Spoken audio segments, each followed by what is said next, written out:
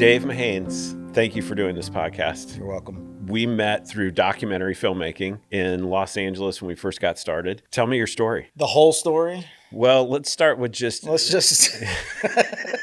could be a long podcast. Yeah, we don't Okay, I'm going to give you the quick background that might be of interest to people. Yes. Okay. I went to college and majored in history and political science. Thought I was going to do radio and television broadcasting, but got interested in politics for some stupid reason. Graduated, went and worked for the governor of Ohio. So I got into politics. He was reelected, then ran for the U.S. Senate, and I didn't want to go to Washington and still had this bug of wanting to do film. So I didn't go to Washington. I went to the other coast, to L.A., and just dove right into entertainment industry. I say that story because I had no training or schooling in filmmaking. The one thing I learned in politics is you just dive in and if you fake it till you make it. So I got out to LA and I was in acting classes. I was working on film sets. I was doing every aspect of the industry, just dove right in. And it was an interesting time too, because when I went out to LA, you still had to kind of work within the system, right? Like the structure of how the entertainment industry was set up was kind of the studio system. The independent system was happening. But quickly after I got there, we started to see the digital revolution that happened. In fact, I will tell this story because it's kind of funny. I was working with a couple other guys and we had the Nikon D90, but it was a DSLR camera. And one of the guys, Nate Smith, said, I think we could shoot a movie with this thing. So we went out and just shot some test footage and at the time put it on Vimeo and it took off. It was like one of the first videos on the internet of someone using a DSLR camera to actually shoot video. And here we are today where everybody's using them now. But I say that because it's like, I'm old enough to say I was there when the DSLR revolution, the digital revolution kind of started, and it opened up incredible opportunities for guys like us. And so instead of having to be in that studio system and whatever, now 3 or 4 guys, my buddies, we could go out, we could start telling stories. What year was that? That had to be 2007. The history lesson on it is before the DSLR revolution happened, everything was video or it was 16 or 35 millimeter. And Yes. the only way to get depth of field at those times Yes. to create that cinematic look was to use film. Right. So there was a couple contraptions in there that kind of were an interim, but when that DSLR took off, the look of it changed everything. Yeah, because you use lenses, right? You can use the lenses now. And Right. yeah. What I realized after kind of going through all these areas of acting, working on sets, I quickly realized my skill set was in producing. And because I saw an opportunity that was starting to open up for independent producers, I just wanted to work with my buddies. I didn't particularly want to be in some structure of entertainment industry in a studio and whatever. That didn't appeal to me. What I liked doing was being with buddies, right? And going out and telling stories that I cared about, that I was interested in. But what part of your personality did you think this is what makes me a good producer versus a director or a shooter? Yeah. Because I like people. I also respect artists.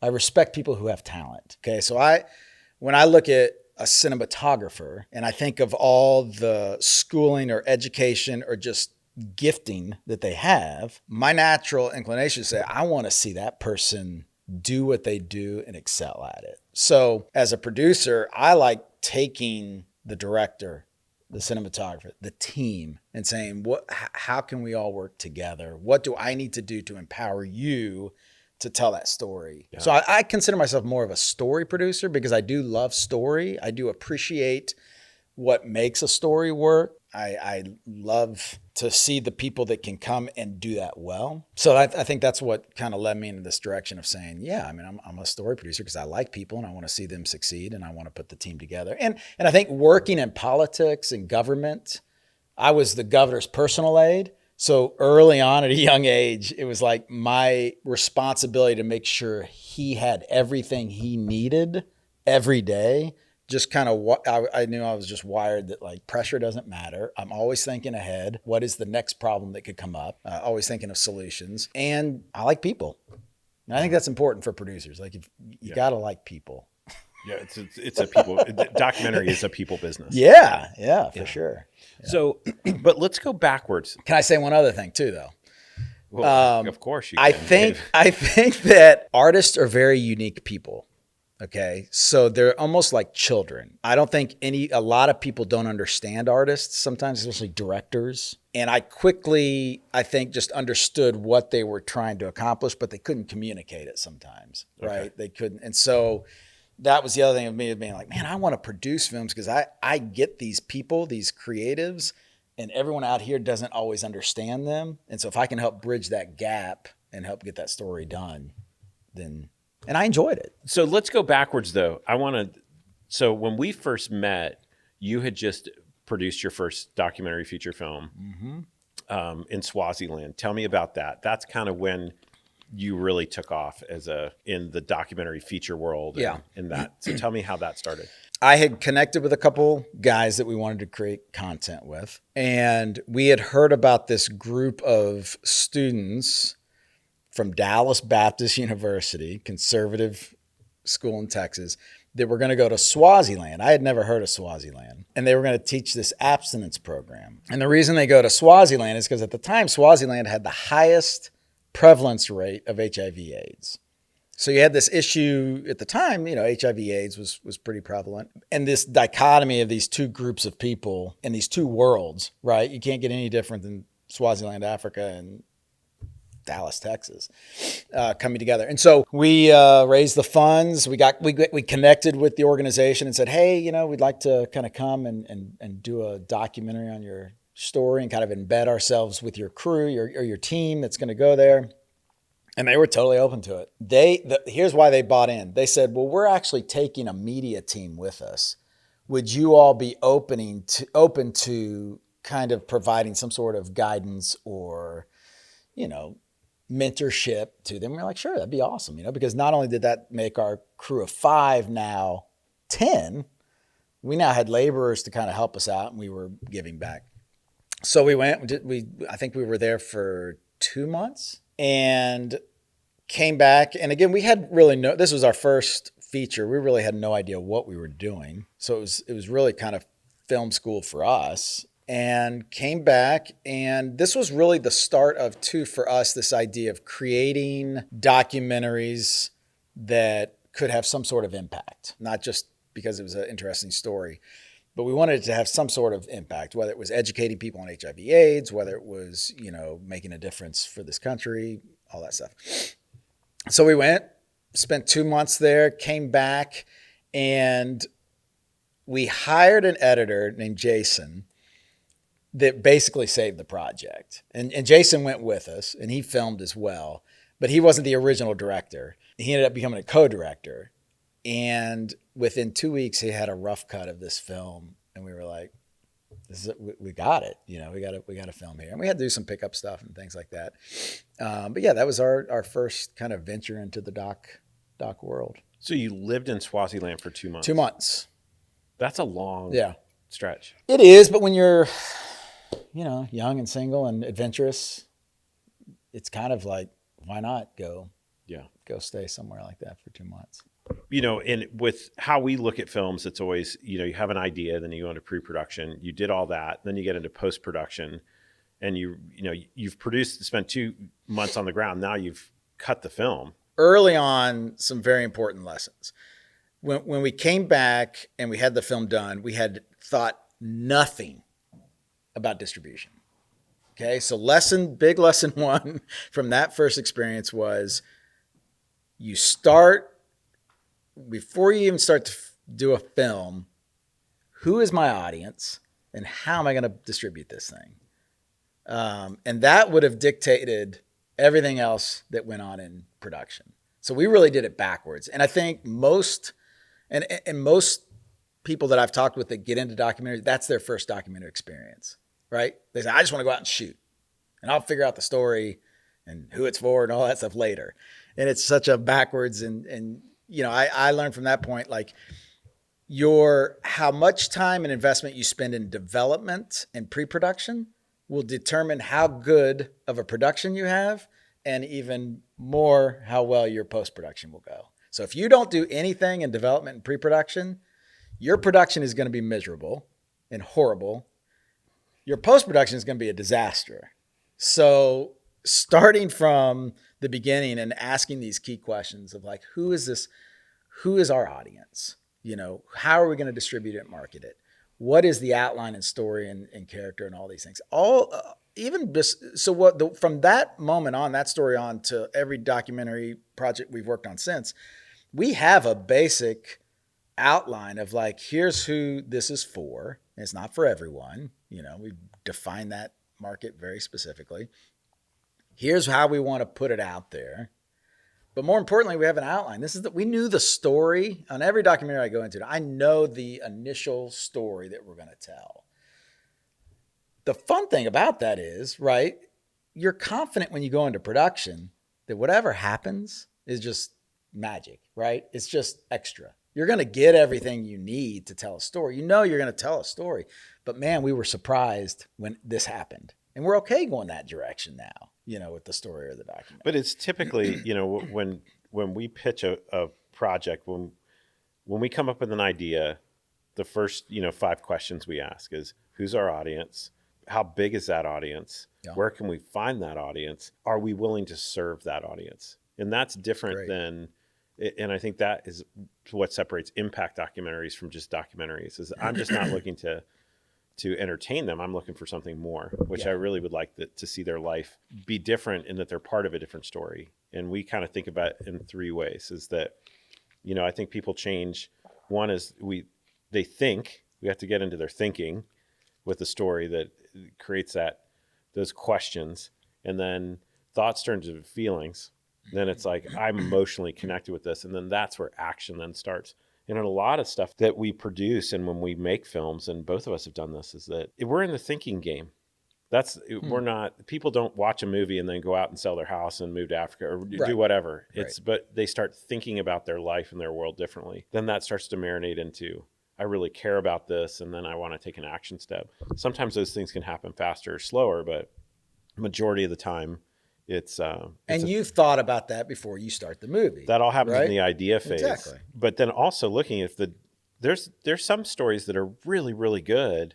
The target audience is small, but if we need to monetize it on the back end, it's like, well, then have a very modest budget or be willing to take the loss. So it's like you only know that because you asked those questions at the beginning. Right. Yeah. So it's like the idea filter that we kind of talk about is how important is it to filter your ideas. And then also, I know you and I are at a different place than we were 20 years ago, that we have families and homes and responsibilities and all these other things going on in life. But when you're 22, you don't have many variables. But as you get older and your life gets more dynamic, it's like in that idea phase is, what is this idea going to cost me outside of money? Yeah. It's that it's going to cost time away from relationships and, mental health, all these other things. You were going into, I think it was like 8-1 back then. I think the statistic on the Swaziland film was 1 out of 8 people will die of AIDS. Yeah. Yeah. It was pretty crazy. So you're emotionally, did you know you were walking into that type of story? You're not prepared. You're never prepared for what may happen when you're actually in the midst of it, right? You can only assume, we're going to be seeing a lot of sad situations and desperate situations. And so, I think I was a little bit prepared for it. Did you have a worldview? Had you traveled much when you went into that film? I'm trying to think of how many others we had done before that. Not really. No. And I think that's one of the things that early on was exciting about documentary. At least the things that I was interested in was the ability to kind of travel around the world. And you and I don't know how many countries we ended up going to. A lot. Yeah, it was a lot. And it definitely gave me a broader spectrum of characters and narratives and just worldviews, having had that experience, for sure. Because I think in the early days of documentary, when I first got into it, I realized the camera was the vehicle that was going to allow me to live a story that was adventurous and travel and to learn and all these other things and develop my worldview. I didn't know. I had been to Africa once and 2000. Yeah. And I remember we rolled through Nairobi, Kenya in this Jeep. And I remember looking out and I saw this river of trash. And we went through the slums and I was absolutely, I mean, it wasn't, shock is not the right word. Numb is not the right word. It was like I was paralyzed because like outside of this vehicle I was in, I was like, if you took me out of this vehicle, I don't know that I would, like, I really didn't know what would happen to me. Yeah. And so later on in life, I mean, we walked through 10 of those and been with people, but and then you get kind of a little bit numb to it. But it was, me, I think because of my upbringing within a bit of a cultural Christian worldview, I didn't want to just accept that worldview just because it was something I grew up in. And so part actually for me of like going and traveling around the world and even doing the types of documentary films is I wanted to, in a sense, test the reality of this Christian worldview. And so for me... Wait, say that again. Well, yeah. So, part of why I do the documentaries that I've done over the last 20 some years and traveled around the world is that, in a sense, I think I was testing the validity of this faith that I've grown, had kind of been imparted on me as a child, to see if it was true or not. And so I took a different lens with me out when I was doing these stories, when I was producing. Because I'm a preacher's kid, my dad was really good about saying, look, I don't want you to accept this stuff just because I said it. Like he had an understanding that what he believed was true because of his own life, his own experience, his own encounter with Christ. And he wanted that for his kids. He wanted that for me. But he didn't want it in a way that it was just something that I accepted and became kind of a cultural thing, So I remember early on, just when I was coming out to LA and thinking, what is this? What are the stories? What do I want to be about? And that always was there. Of like, that's probably the most important question all of us have to ultimately address is like a spiritual question. And I wanted to own it. I wanted it to be my own kind of understanding. And so when I went out to do these stories, there was a sense of almost a testing of God.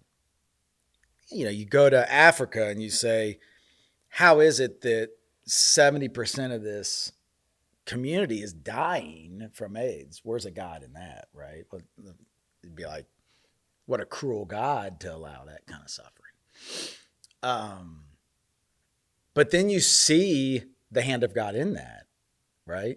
Whether it's the people that are working, whether it's the compassion, whether it's these stupid kids that don't realize what they're doing and what they're saying, but then they come face to a reality and they're challenged in their own faith, right? Of like, I grew up in this Dallas Christian culture and now I'm faced with these kids that are dying. So I think that early on kind of set within me, like, this is the type of stuff I want to be a part of. Like, I want to continue to search and say, okay, if there's a God, what are those stories and where is God at work in the midst of this world that I live in, right? And so that was the trajectory then of pretty much every piece of content that I've been a part of since that time. Was asking these questions of like, where is God at work? What is happening here? Why did that? I've never heard you talk about that. Why is that emotional? Like, I mean, I've never heard you tell that story and kind of hit an emotional. Oh, why does it get? Well, me as a 51-year-old now, looking back at that kid at 22. That was asking these questions, trying to figure things out. I think it's emotional just because that set me on a path to who I am today, if that makes sense, And and was very important. Like it's like that is a foundation of who I've become as a person because I was asking those questions at that point. And the way that, and I think I'm emotional about it because God revealed himself. Like, it's like, you know, when you, I think when you experience that, you just can't, there's something that changes in your heart, who you are as a person. And, you know, that to me is the hand of God. When you were there, did your faith become real for the For first? sure. For sure. Yeah, no doubt. Yeah. I mean, you know, it wasn't a head thing anymore, right? It wasn't a, well, let me get the apologetics book that proves this or that. No, it was a heart thing. It was like, at that point, it's like something happened in my life that has changed me, and I don't doubt it. Don't have all the answers, but I'm going to keep leaning into it, right? Keep experiencing, keep searching, you know? So, and that's been the trajectory of that's why I say that's been the trajectory of the docs I've done. It's just a continuation of that earlier question of wanting my faith validated. And I think too, it's like when you, when you taste it, you want it. And when you're away from it, you miss it.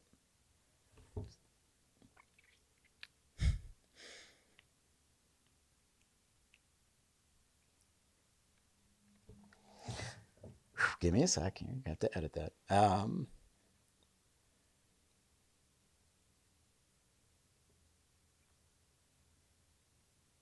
Yeah, I think that's it. I think early on that's when I tasted it, and it's like, man, I loved it. You know, I loved it. Do you miss it?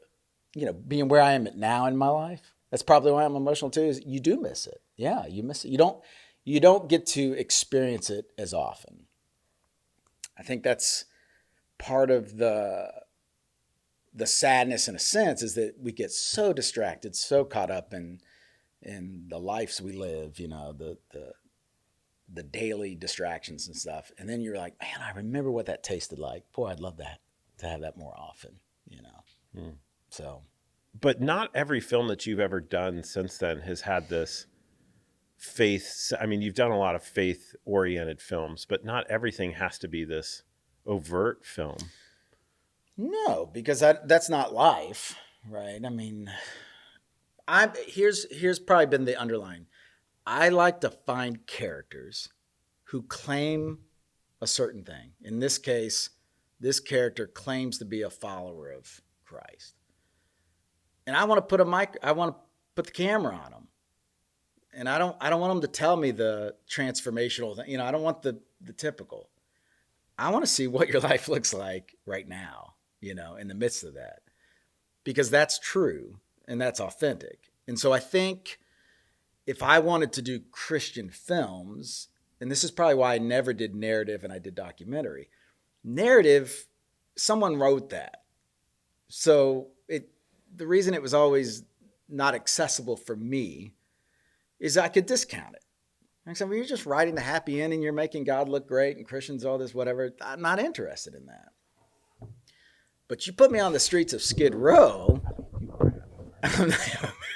but you put me on the streets of Skid Row with a cop that says he follows Christ, and I get to watch him and see how he deals with things. That to me says more about their faith and who they are, and I want to learn from that person, or I want to see what drives that person. So every documentary that I've done or been a part of over the last 20-some years has had a character that claims to have this faith. And we get to see it played out in action in real time and truth. Not scripted, not written. And a lot of times it's raw, but it gives it an authenticity. And it validates that 21-year-old kid that was asking those questions, you know, and has continued to validate it for 20 years. What if it doesn't go the way that you had thought it would? Well, that's what's interesting. We've never taken an approach of how we think it's going to go. We always take the approach of there's going to be a situation and let's see what happens. We want to know that there's going to be a situation, or they're going to be put in some sort of decision. And then we see what happens. But we know something's going to happen, right? Yeah. It's like something will happen. And that's every good character arc, right? It's like you have your character, they're going to hit a conflict, they're either going to succeed or they're going to fail. It's very simple. We're doing that in real life. We're saying, we're going to follow, say, the last documentary to Free Burma Rangers. Tell me about what that film's about. So Free Burma Rangers is a story of family, the Eubank family, that started a ministry called Free Burma Rangers that goes to the front lines of conflict. Most of their work has been in Burma, and they go there just to help. They're not going to fight. They're not going to, it started out as like they want to give aid to people. And so we found out about the story because a friend of mine, Chris Sinclair, had been documenting some of their work in Burma. And he came home to us here in Austin. And he said, man, I've got all this footage. I think there's a great story there. I watched 4 minutes of an interview with Dave Eubank, and I was fascinated. Just the character alone of who he was and what he was saying. And he was an ex-military ranger, and to take his family, right? I mean, he's got 3 little kids going in the middle of the war. But it was the nuggets of wisdom that came out in that 4 minutes. And I said, he's a character that we should follow or do. So that's how we ended up starting working on that documentary with Chris. And it was a long process. I mean, it was a 7-year process. And the premise of that story is, how far does love go? In this guy's case, there's layer after layer of how far he's going to go. And you see it in the film, where ultimately culminates to where they're in Iraq, and there's a family that's being shot at. And Dave is willing to risk his life to go out and rescue that girl. That's how far love was going to take him. And so really it's kind of a love story, but it demonstrates, for him, this is what Christian love looks like. This is when Christ laid his life down for me and you so that we could have eternal life. He wasn't thinking, what's this going to cost me? He just did it, right? And so Dave, because of his faith and his understanding, his relationship, is able to go into a battlefield, run through bullets to rescue someone he doesn't even know, because he would say, because of his Christian faith, So when you do a film like that, though, how do you stay objective? Mm-hmm. Because you have the same worldview. You're almost rooting for him to be who he claims to be. Yes and no, because what was interesting in telling Dave's story is that the hard part for us, before we figured it out, was that he didn't really change. So as a storyteller, you want a character, you want to follow someone that's changing, right? And so that's where, for us, when we got that footage back from Iraq and him rescuing the girl, we're like, yeah, he does change, because he's pushing himself further and further, further. Now, as far as like, how do you stay objective? I mean, that's tough. I agree, that's tough, because I think most documentary filmmakers, if they're honest, would have to say, at some point, we're bringing our we're bringing our perspective to the story. But at the same time, you can't. It's not like we're writing it, right? It's not like we're picking and choosing the stuff that Dave says, but we didn't write what Dave said. And if you want to have a good story, you still need to show the struggle, right? You still need to show. So we didn't put all good stuff in there about Dave, right? I mean, we include stuff in there where Dave is mad, right? Mm-hmm. He wants to go kill people. It's like, well, that doesn't really bode well for a guy that claims to be a Christian, that he wants to go kill people, but that's how he felt at the time. So, at the end of the day, I think we don't set out to do propaganda. It's not the story we want to tell. I want the audience almost to be that same 21-year-old kid that was asking those same questions, at least be open to it. I think when we screened it in New York, it was really interesting, because, I mean, it's pretty overt. He says some pretty overtly things, right? Like what? I mean, he's not shy about his faith. And Dave's got a really interesting prayer life too. Like, I mean, the guy it's almost in a sense that you get that he is walking with God constantly.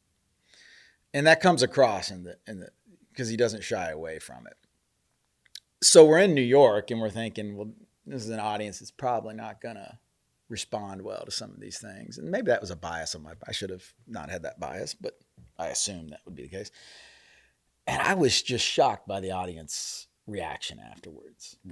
Tell me about it. Well, because I think it's hard to discount someone that makes a claim like Dave, I'm doing this because of who Christ is in my life, and then goes out in the front of war.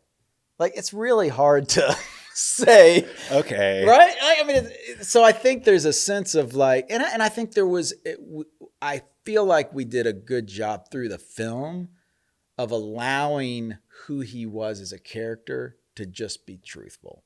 And so I think if we tried to finagle things or make it look like somebody he wasn't, people would see through that, right? Yeah. I think people have the ability to watch something on screen and say, that ain't true. Or he doesn't believe that. Or he doesn't, Yeah. And I think they look at that and they're like, I may not believe what that guy does, but whatever he believes is driving him to do some pretty crazy stuff, I remember somewhere along the lines, somebody told me early that the audience is smarter than you think they are. Yes. Trust the audience. Yeah.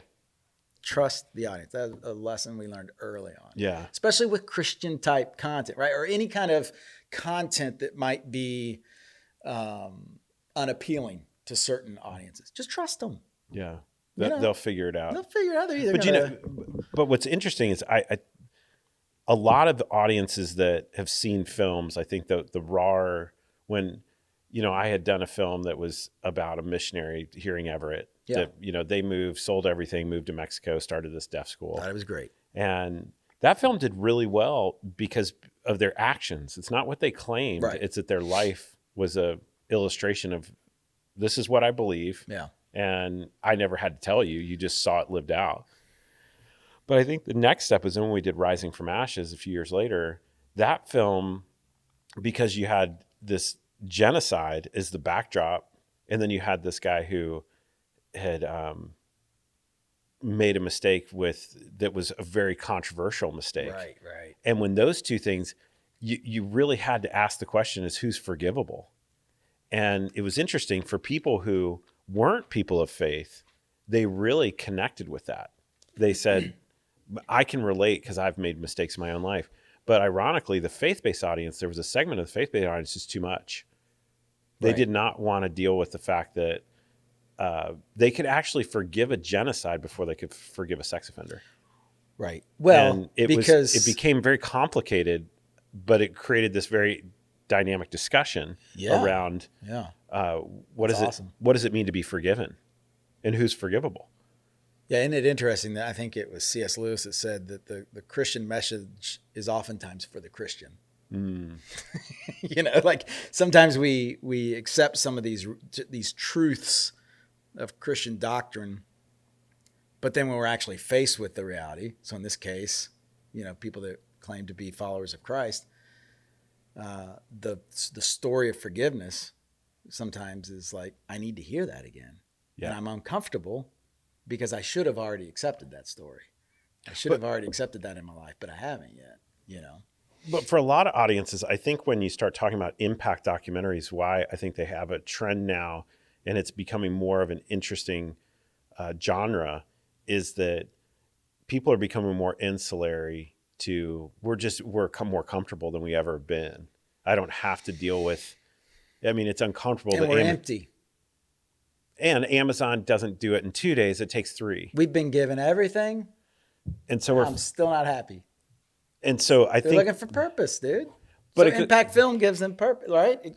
Yeah, but I think that there's something else to it. I think that they're craving that real moment that I think you faced at 22. Sure. And the film kind of invites them into a world. It just depends on how far do they want to go into that rabbit hole to experience that for themselves. And I think that what I'm learning, whether it's a faith-based film or whether it's, whether it's poverty, whether it's education, whether it's healthcare, leadership choices, any of those things, or reconciliation. I mean, we're working on a film right now, and it's on kindness, and we're working on the rough cut of it. And ironically, I said we're missing something, and that missing piece is that it was Terry Crews did like a short on YouTube, and he was talking about this girl Gabrielle, this actress that he's really good friends with, and he had said some stuff. I don't know the backstory, but he had said some stuff he shouldn't have online.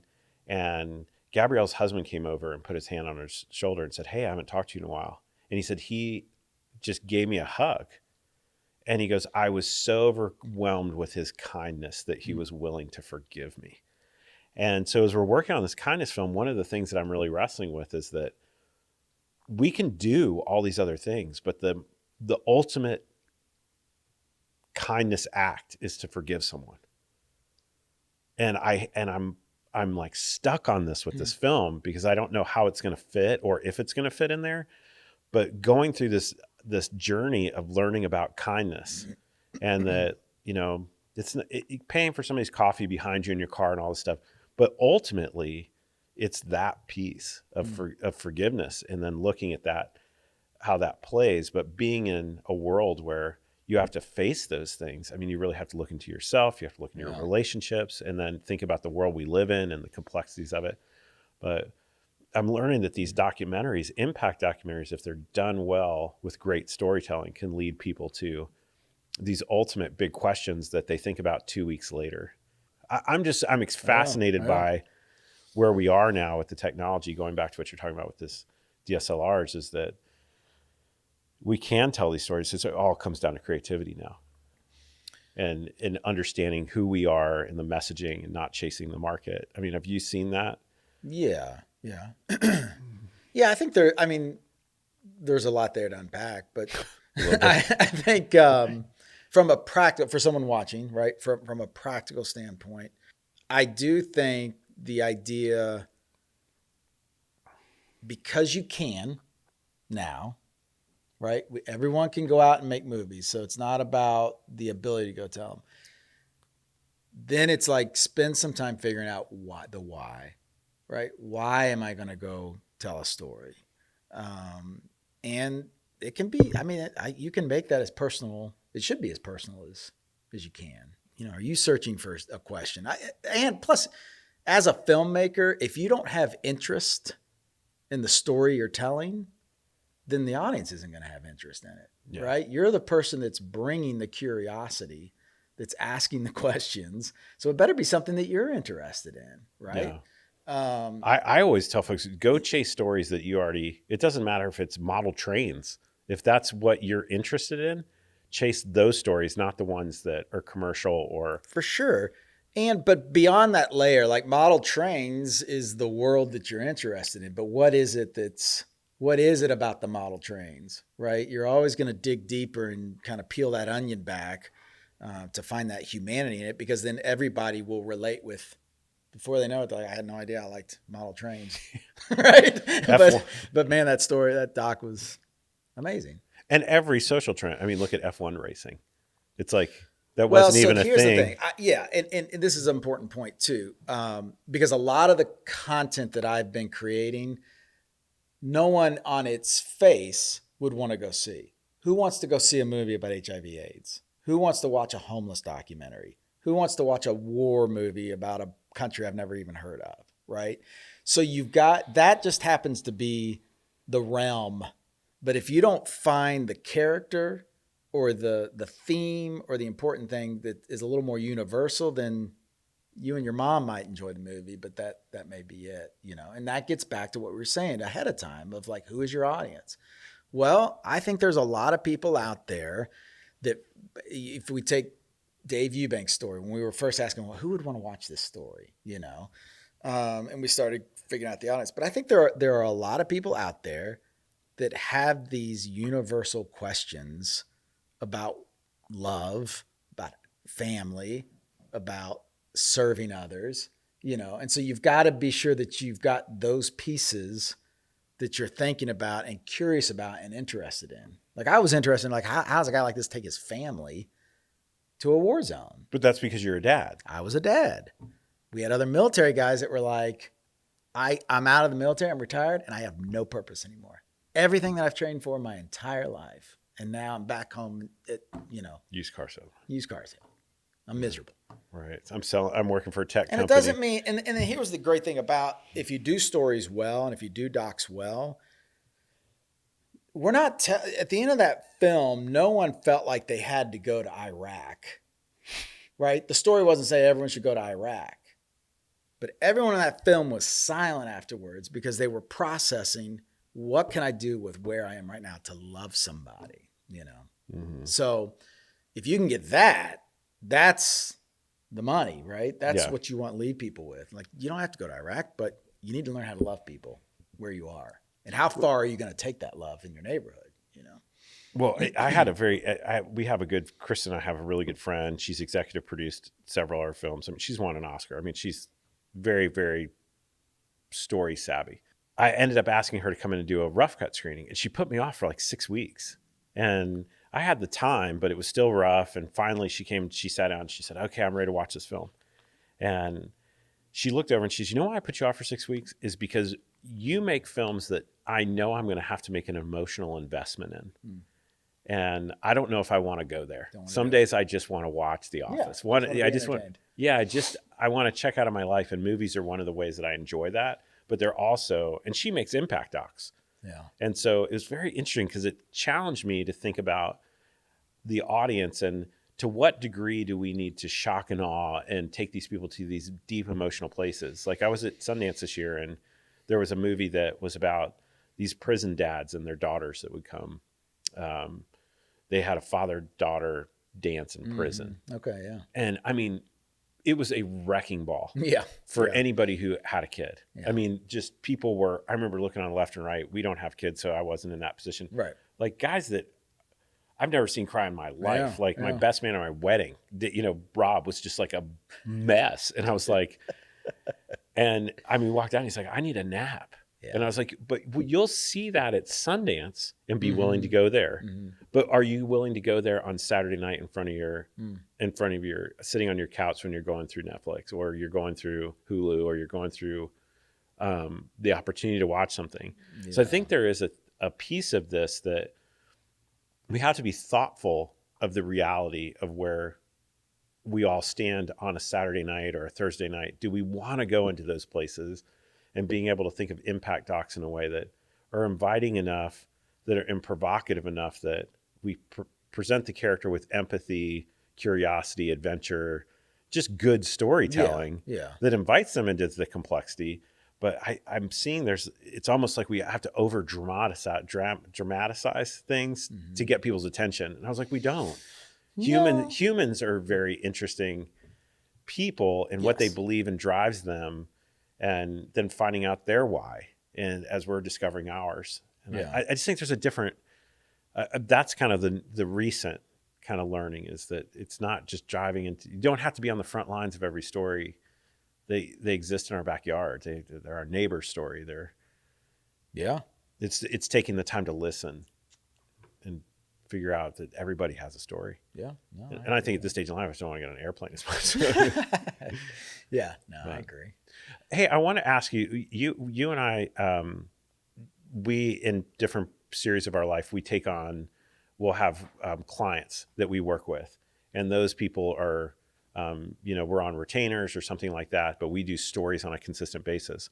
But I want to talk a little bit just because it's such a prevalent piece of society right now. For the last, 16 years, you've been working with the Union Rescue Mission that's downtown Los Angeles at the heart of the homeless issue. Yeah. And you've been telling stories around the homeless, demographic for almost 2 decades. Yeah. I want to talk about the stories that you've made about what you've seen there. But then also, I think a lot of people are asking, where is the solution to any of this? So first off, tell me a little about the stories, and I want to talk about. So that's a unique relationship, and something you and I probably figured out at the same time early on was, as more and more people had access and ability to tell stories, it was like the opportunities for us to make a living at it was becoming more and more hard to figure out. And so I had known Andy Bales, who was the CEO at Union Rescue Mission, when he was in Pasadena, and we had done a project with him. And when he went to be the CEO, he reached out to us and said, I really feel like I want to tell the story of what we're doing here beyond just this issue of homelessness. I want people to understand the humanity, the people. And long story short, what came out of that was this idea of doing almost like an unfolding serial doc of the work of Union Rescue Mission. So what we do is every month we tell a story of either a guest or a volunteer or a staff or whatever, so that the viewer, the donor, can see what's actually happening. Because not everyone's going to go down to Skid Row, and the news that they're getting on it is whatever. So we've done that now for 16, 17 years, done over 200 and so short docs for the mission. And yeah, I've learned a lot about the issue of homelessness. And ultimately, it comes down to a few very simple principles that I think are difficult for our culture today to accept. Number one is a majority of these people struggle with addiction or mental health issues. If we choose to address those in a loving way, and that's what Union Rescue Mission does, it's recovery. They have a recovery program. They have counseling. They have all sorts of support stuff to get at that underlying issue of addiction and recovery. Did they start out? Yes, they have always done that. No. Do people from what did they start out with addiction, or did they end up on the street and then use that as a way to escape? It's a both and.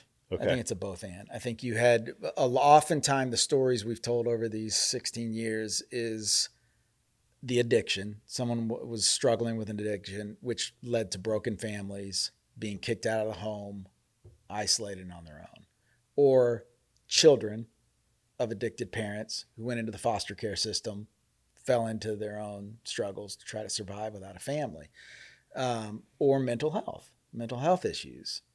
The moment you get on the street, the stat is if a woman is on the streets of Skid Row for 12 hours, there will be some sort of physical altercation that will happen to her.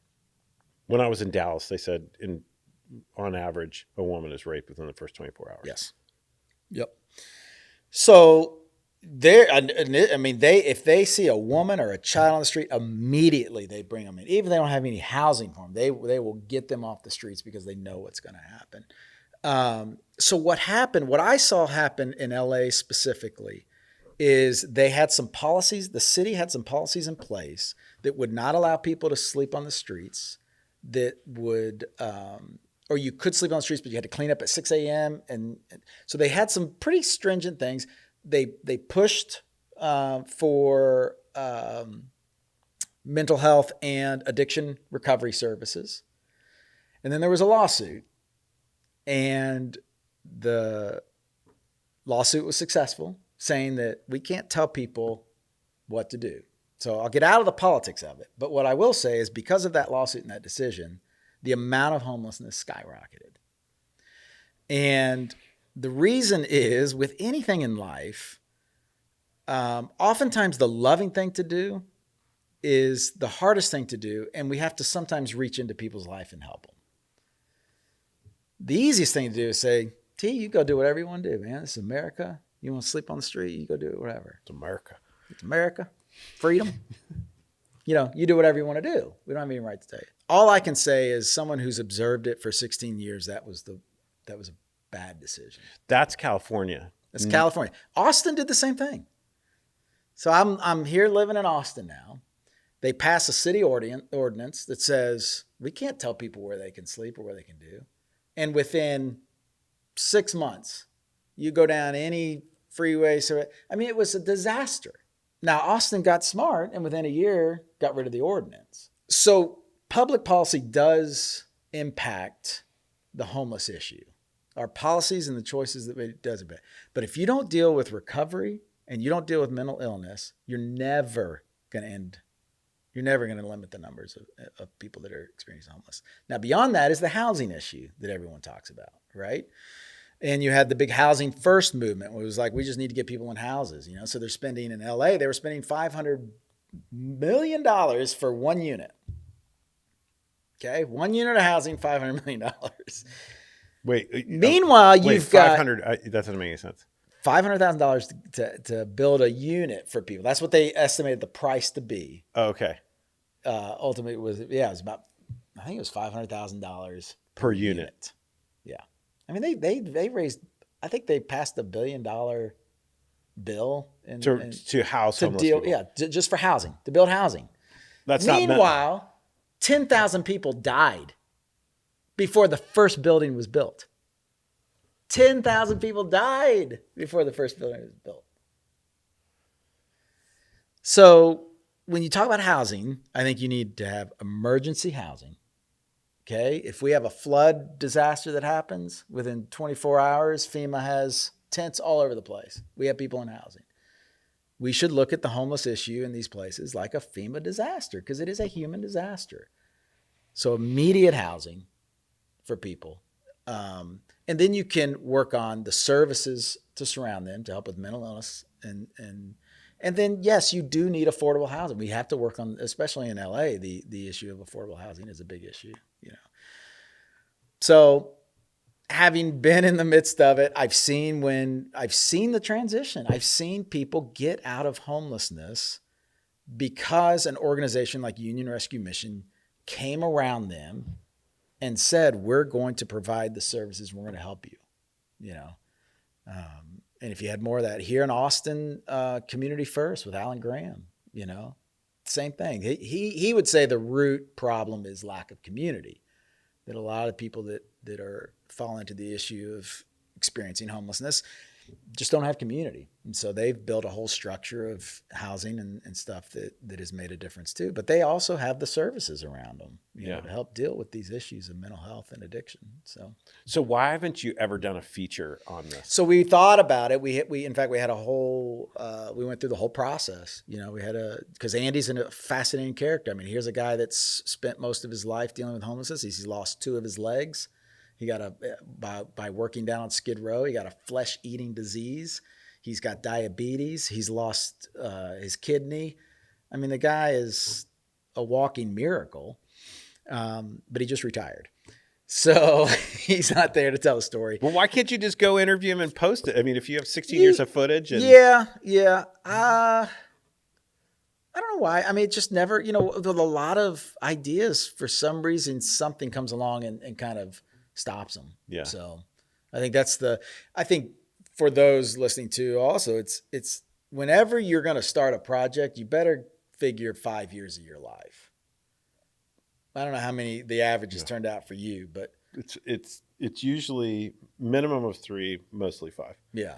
So you got to have a real passion, interest, drive to do a documentary and know that it's going to be 3 to 5 years of your life. Yeah.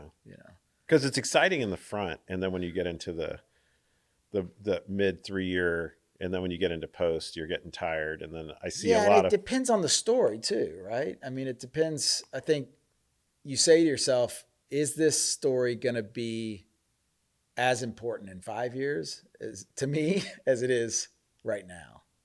Well, yeah, and on top of that is knowing that when you get, I mean, the difference between telling a story that's happening real time and happening historic. And I remember I was telling somebody, I think it was on a podcast, we were talking about it, that when we did Rising from Ashes and they were going to go to the Olympics, and we were like, oh yeah, it's going to be this great story. It's going to be 3 years. We storyboarded on this huge whiteboard, and it was in a conference room, and we started, and the timeline was right, actually. The problem is that at year 3, when they were going to get their Olympic bid, they got flat tires. So it stretched out another 3.5 years. But the irony is that when we got in, I was like, okay, he's going to train them. They're going to go to the Olympics. And I remember we're going to Rwanda, and these guys got on their bikes and they were riding, and they pulled over and they were drinking water. And I was like, what the hell? What's the problem? they didn't know that they couldn't ride their bikes and drink water at the same time when they started. I remember I was like, we are going to be here a really long time. Right, yeah. Like I was like, This may be my story. Yeah. And it was 7 years. Yeah. And so I realized like some stories, if they're posted, sometimes it's better to let it mature a little bit and then come in late and post doc the front part so that you can keep the thing moving. Yeah. That's a doc trick you and I've learned. Yeah. But Yeah. sometimes it's like Yeah, doing it and- real time. It's like, it's just, you don't know if people are, I mean, we had cast members die on some films and stuff and you're like, yeah, like, Yeah. it's just, it's harder when you're doing it real time versus something is like, no wonder Ken Burns is like, For sure. you guys figured it out. Well, yeah, but that's what I was gonna say. There's so many different now types of docs, right? And you and I have kind of landed more in this like observatory kind of, not verite totally, but we want to kind of capture the action as it's happening. Yeah. And not so much retelling. And when you make that choice, you may be sitting around for a while for something to happen. Yeah. You And it's hard to fund, really hard to fund. Yeah. And that's probably getting back to your question of why that it was a funding issue, Yeah. because especially when you're dealing with impact films, and the donor base usually is going to be people that are passionate about that issue, right? I don't know if you found that, but that would be the strategy I would give to other people. Like, find the people that are interested in the subject yourself that have money. Then they're stuck with a question, right? Do I put my money towards this organization that's actually doing it, or do I put my money towards a film that might not get done? Yeah. Right. So I get that tension. I think you've come up with some great solutions, and we're starting to see as we do more of these impact films that the return on investment and the impact that it has for those organizations. I don't know if I want to get into numbers or not on this. I mean, so when we did Free Burma Rangers, Free the Oppressed, which is the organization that funds the work they were doing, in 2019, I think they had a 1.9 million budget. We put the film out over 2 years, and their budget went to 9.5 million. Now, what changed, right? Yeah. Their volunteers increased. Their brand increased, right? All of a sudden now people around the world are contacting them because they saw this movie and they want to help, Yeah. and they've got resources. Yeah. So that's They the argument to make with the donors a lot of times. Is like, yeah, you can give your $50,000 or $100,000 direct to them and it'll be done in a year, and it'll help and it'll serve this.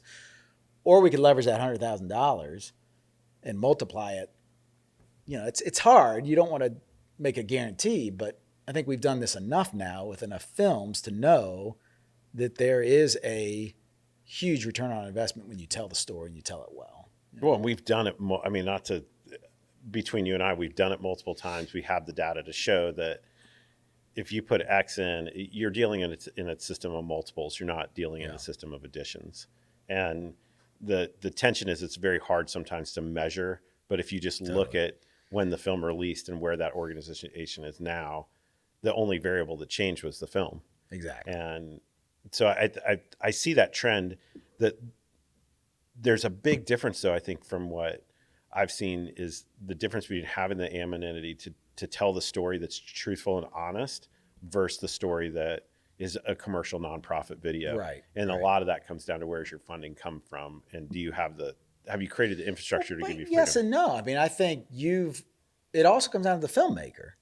You've either earned the trust or earned the ability to say, I'm going to tell this way, and I'm not going to make a promo video for you.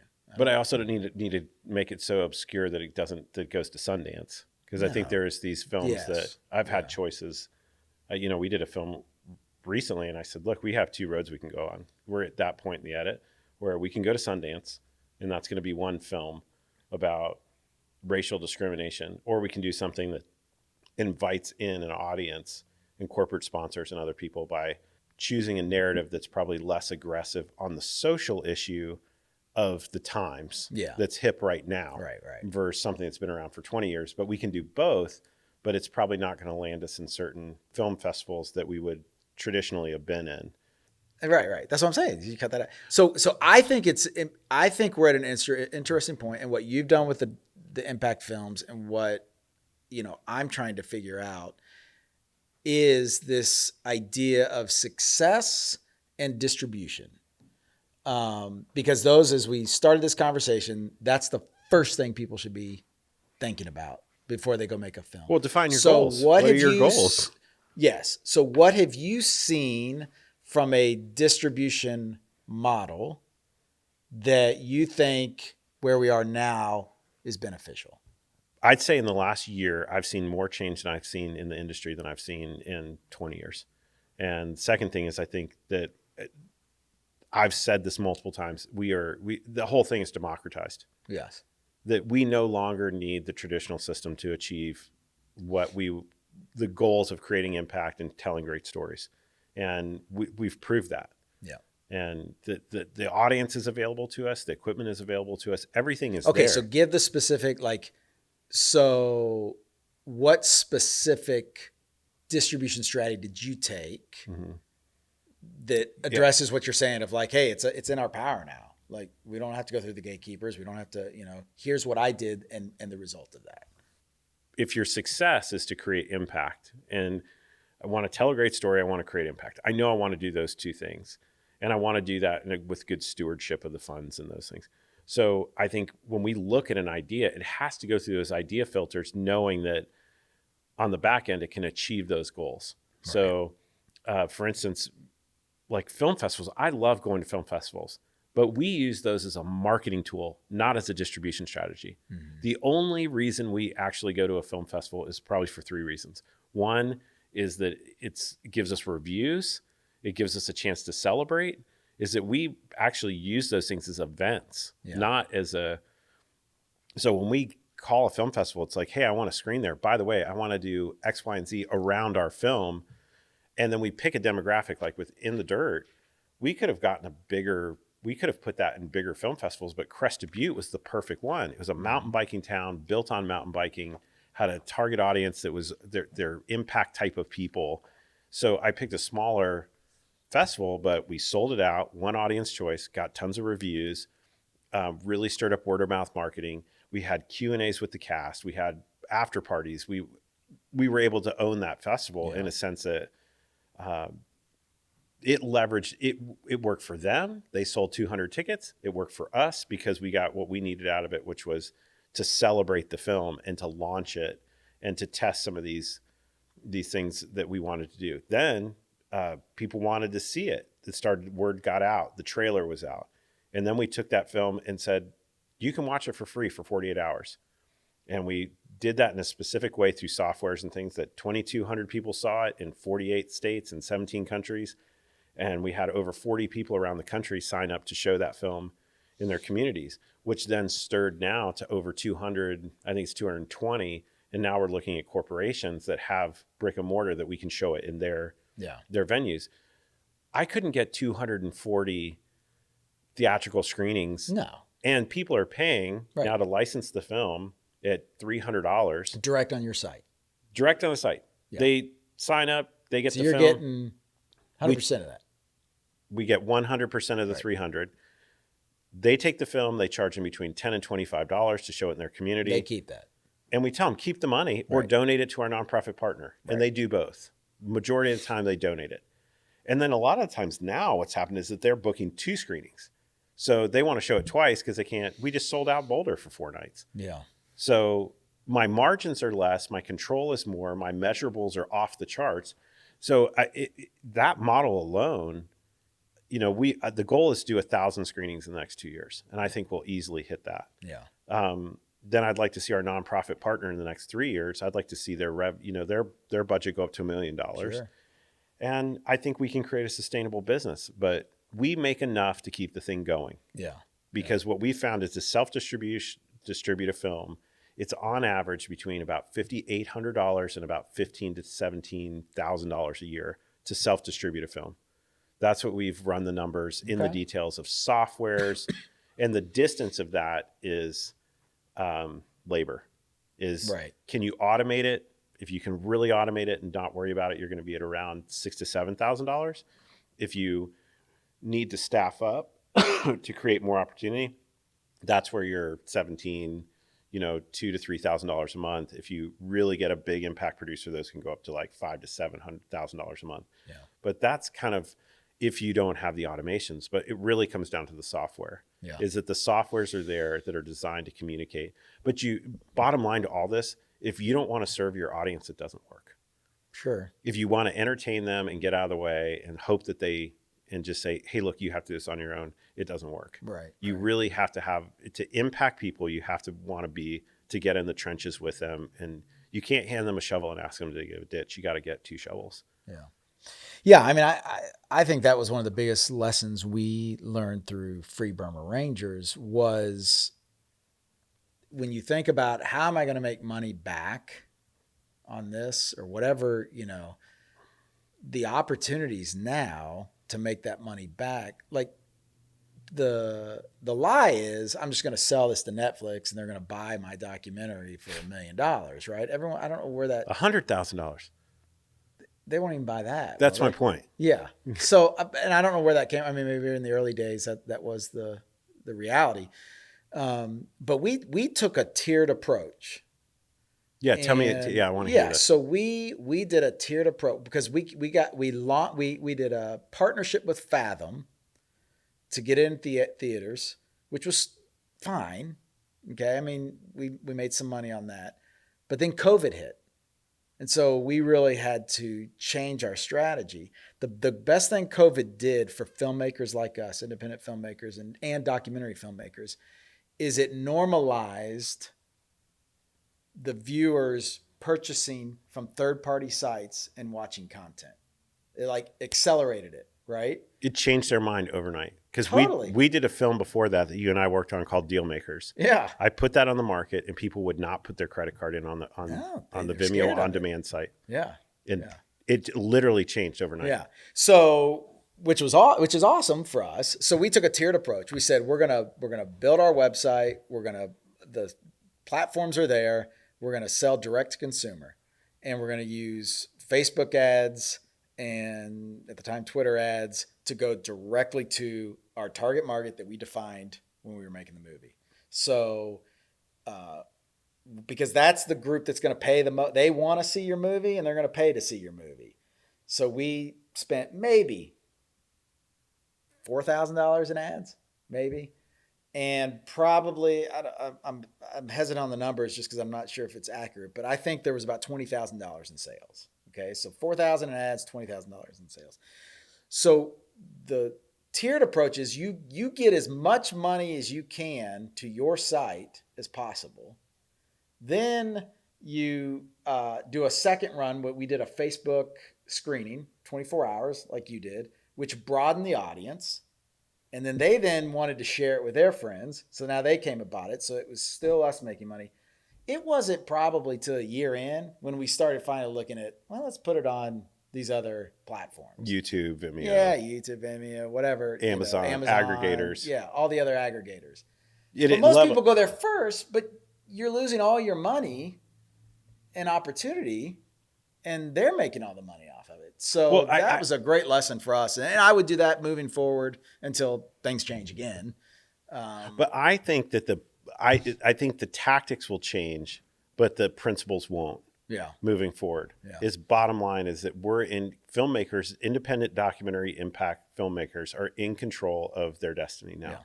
Yeah. And if they don't choose to take ownership and learn these skills, I just think they're not going to make it long term. No. Because it's just too hard to raise the money, make the film, and it's too hard to repeat it. Yeah. And so you and I know 10 impact documentary filmmakers that they do one and they're like, I'm out. This is too damn hard. Yeah. Yeah. And it doesn't take that much energy and time to learn the skill. I mean, that's why we created Doc Film School. Yeah, which is great. Selfless plug. No, I will plug it. I think it's fantastic what you're doing. And people, you think of the money that a lot of our friends have wasted.